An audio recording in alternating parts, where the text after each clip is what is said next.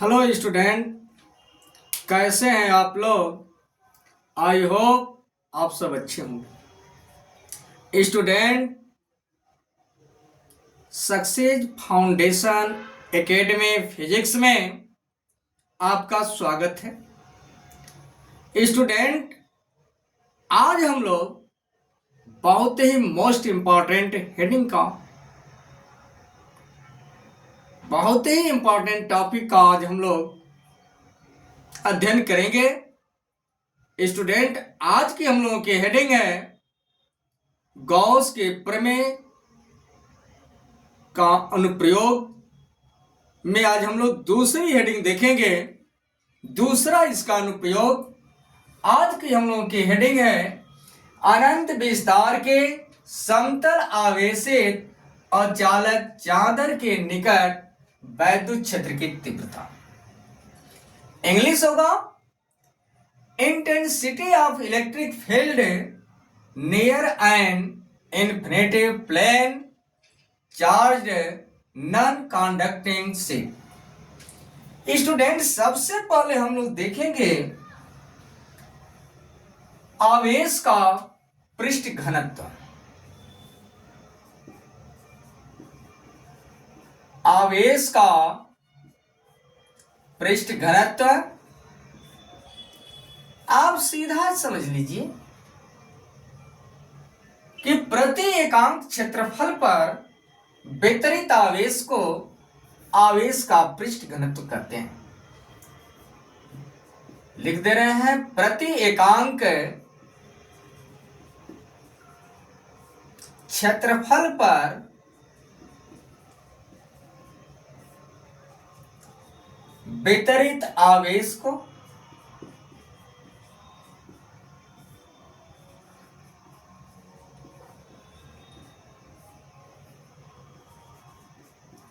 आवेश का पृष्ठ घनत्व कहते हैं।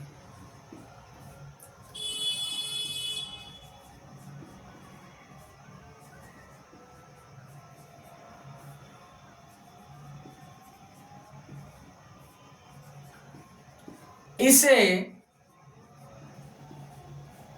सिग्मा से प्रदर्शित किया जाता है।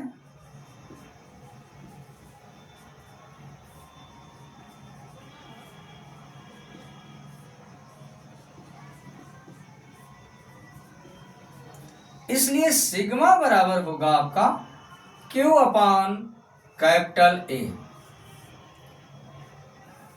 इसका मात्रक आप लिख लीजिए, आवेश का मात्रक होगा कूलाम प्रति क्षेत्रफल का मात्रक होगा मीटर स्क्वायर।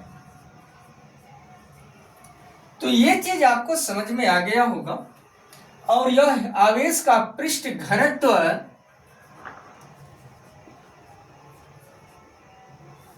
यूपी बोर्ड की परीक्षाओं में बार बार आता रहता है।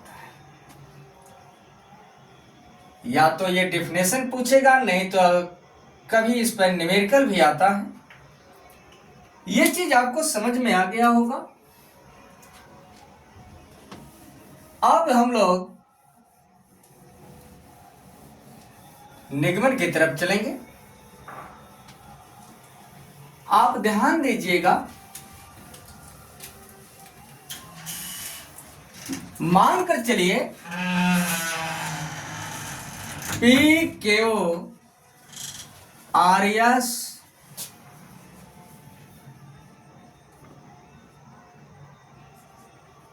एक अनंत विस्तार का आवेशित चादर है।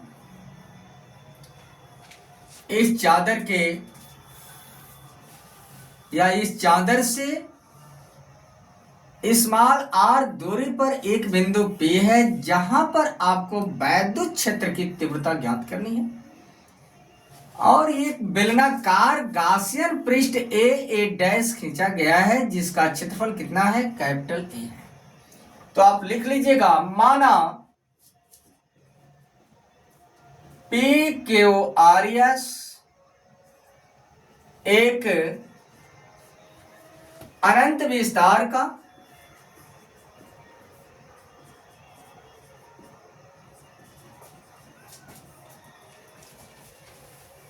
अनंत विस्तार का आवेशित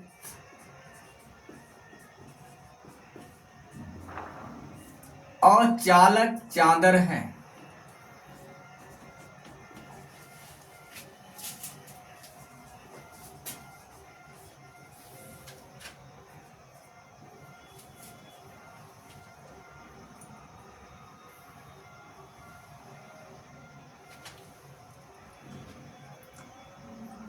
कैपिटल ए क्षेत्रफल का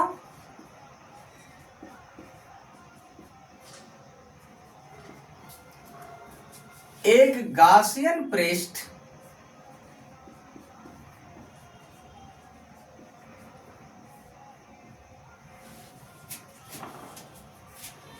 खींचा गया है।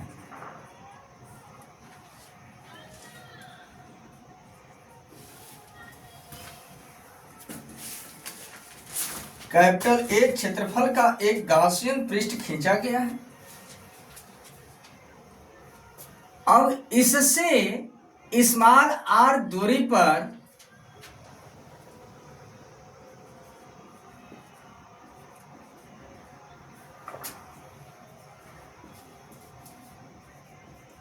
एक बिंदु P है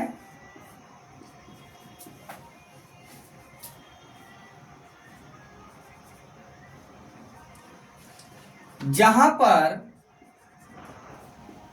वैद्युत क्षेत्र की तीव्रता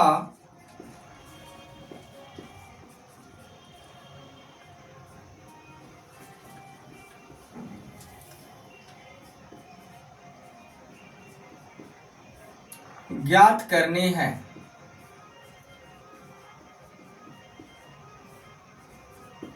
अब आप ध्यान दीजिए, इस दोनों सिरों से गुजरने वाला कैपिटल ए और कैपिटल ए डैश, दोनों सिरों से गुजरने वाला हम लोग निकाल दें संपूर्ण वैद्युत फ्लक्स। इसलिए इस पूरे गासियन पृष्ठ से गुजरने वाला वैद्युत फ्लक्स हम लोग निकाल लेंगे और गास की प्रमेय से जब तुलना कर देंगे हम लोगों का निकल जाएगा वैद्युत क्षेत्र की तीव्रता। तो डीए क्षेत्रफल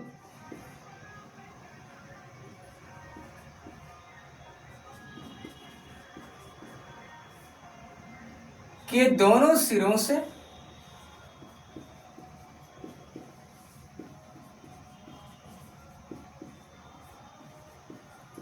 गुजरने वाला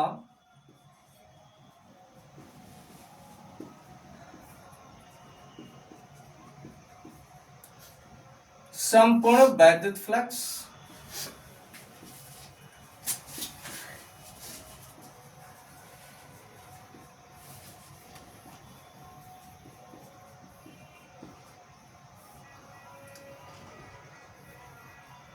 I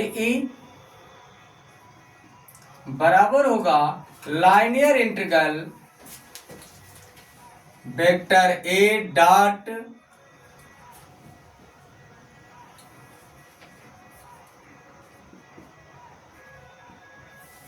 डीए वेक्टर प्लस एक सिरे से जितना गुजरेगा उतना ही दूसरे सिरे से गुजरेगा, तो linear integral vector A dot vector d A. ये दोनों समान है, इसको आप जोड़ लीजिएगा तो two linear integral vector E dot d A vector. और वेक्टरों का अदिश गुणन आप पढ़े होंगे, vector A dot vector B बराबर जो होता है ए बी कॉस थीटा। तो यहां पे लिख दीजिए two linear integral E into d A cos theta.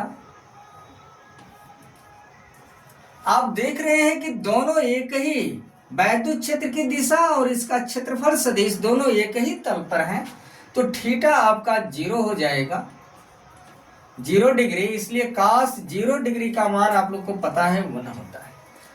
तो two linear E d A cos 0 degree. यहां तक आपको समझ में आ गया होगा। ऊपर से मिटा दिया जाए।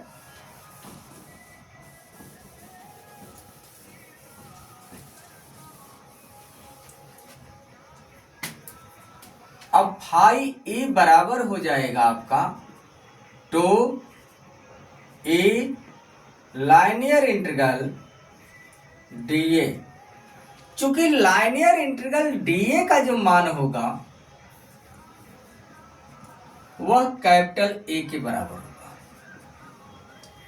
तो लिख सकते हैं 2a इंटू a और यह हो गया फाई ए। समीकरण 1 और गॉस की प्रमेय से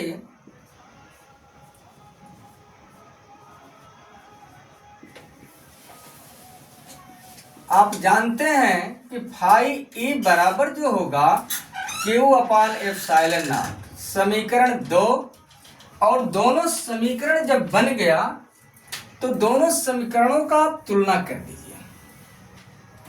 समीकरण 1 और 2 से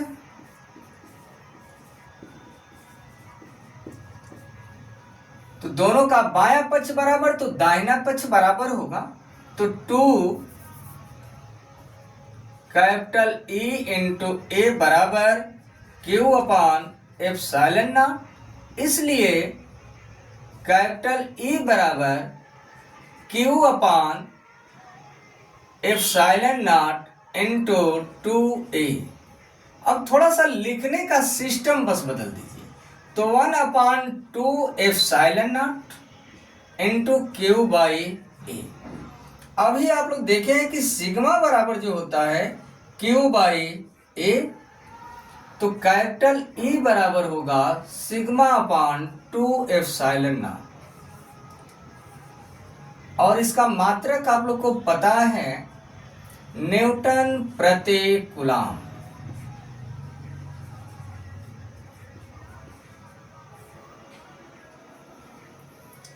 धन्यवाद स्टूडेंट। यदि आप चैनल पर नए हैं तो सब्सक्राइब करिए, लाइक करिए और एक प्यारा सा कमेंट जरूर आप लिखिएगा। धन्यवाद।